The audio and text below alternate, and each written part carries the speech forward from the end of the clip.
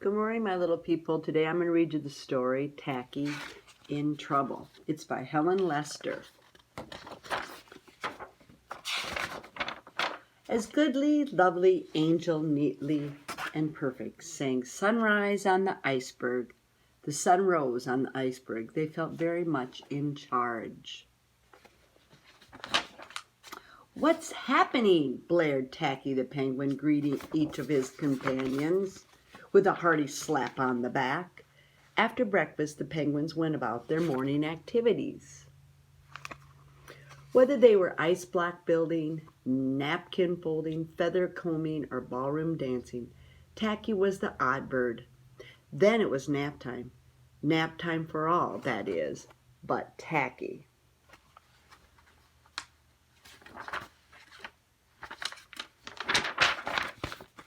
"What a great day for surfing," he cried. "Would that be fun or what?"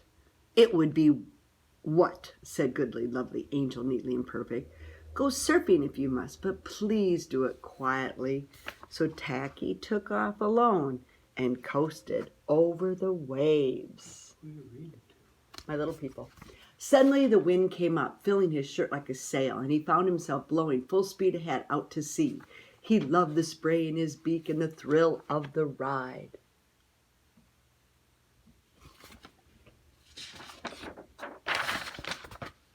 On he sailed, and on through sunny days and starlit nights.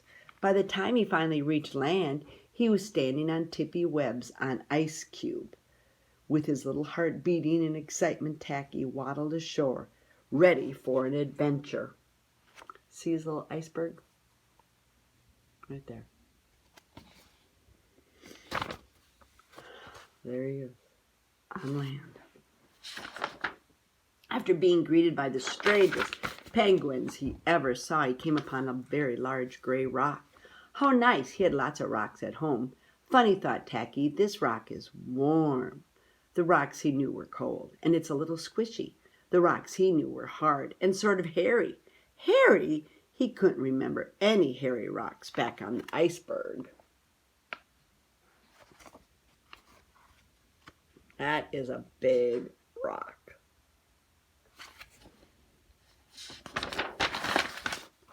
Tacky never could sit still for long, so he did the little rock-hopping dance he always enjoyed doing at home.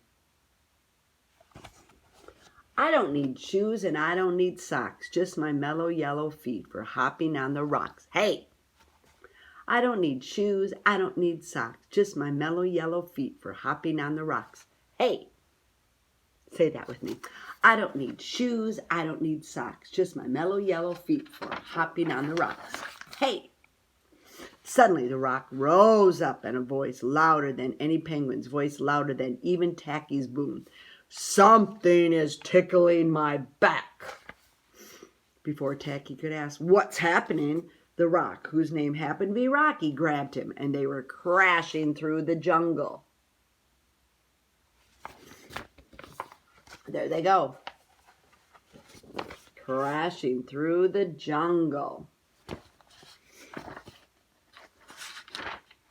Tacky loved adventures, but was this fun or what?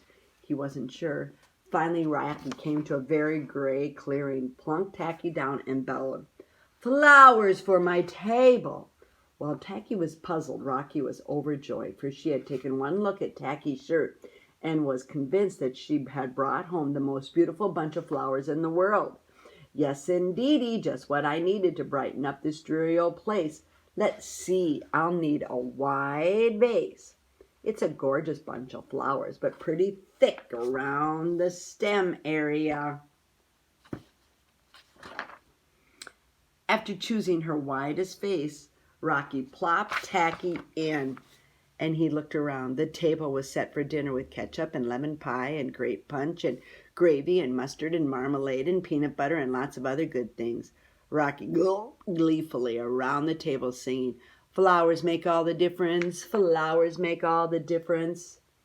"I'm not a bunch of flowers," said Tacky. "Say what?" Rocky trumpeted. "Of course you're a bunch of flowers. Don't be silly."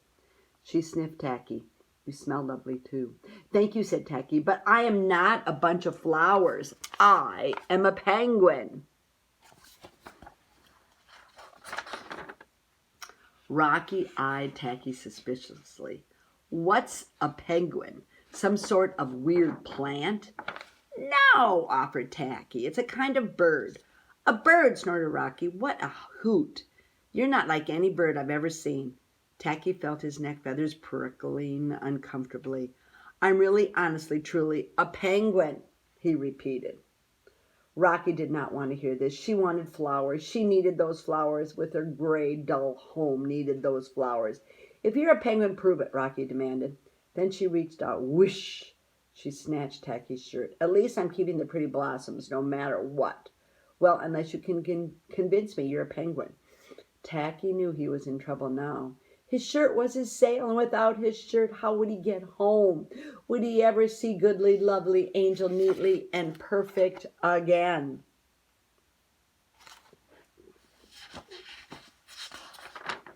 Hurry up now, I'm hungry. And I don't have all day, snapped Rocky impatiently. Prove you're a penguin. Do something penguinish. Tacky thought very hard. He just had to show her. Oh, yes, he remembered. Penguins march. He began 1, 2, 3, and he stepped in the ketchup bowl without knowing it and continued marching over the table. 4, 5, 17, 100. What else, Rocky demanded. Penguin's belly slide. Tacky got a running start, skidded across the lemon pie, and squished into swirls over the tablecloth. Where was that lemon smell coming from? Go on, ordered Rocky. Penguins dive. Tacky took a bounding leap up and did a splashy cannonball into the pitcher of grape punch. Refreshing. More confused than convinced, Rocky asked, and keep going. There's the lemon pie slide, and there's the splash in the grape juice. What else? What else could a penguin do? Then he remembered what had gotten him into this situation in the first place, and he said, penguins are excellent hoppers. Bravely tilting his beak up his best proper hopping form, he hopped in the gravy and hopped on the cloth. And he hopped in the mustard and he hopped on the cloth.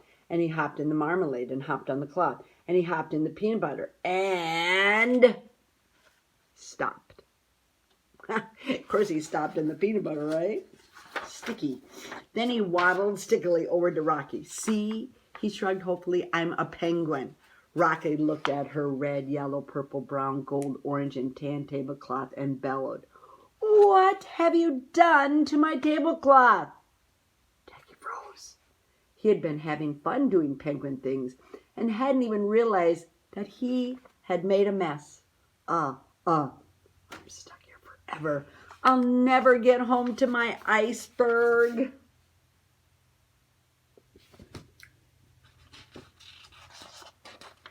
My tablecloth, hooted Rocky. I love it. I simply love it. Look at those colors. They're brilliant. They're beautiful. And they're so much prettier than your blossoms. No offense. Here you go, you wonderful, odd, whatever you are. With that, she picked up Tacky's shirt and flipped it to him. She also threw him a hot dog, a cookie, and 3 kisses.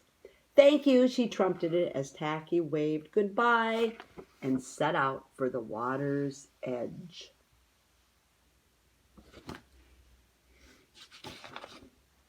He leaped onto a log, thinking, I didn't think icebox came in brown, and as his shirt caught the wind, he set sail.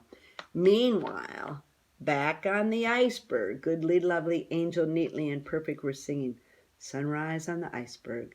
The sun rose, but they didn't feel in charge. Life just hadn't been the same without Tacky. Everything was so orderly, and they were tired of patting each other on the back and whispering, What's happening? Nothing was happening. Then they saw the speck in the distance. Could it be? As the speck came closer and closer, they could see that it was Tacky. Goodly, lovely, Angel, neatly and perfect hugged Tacky.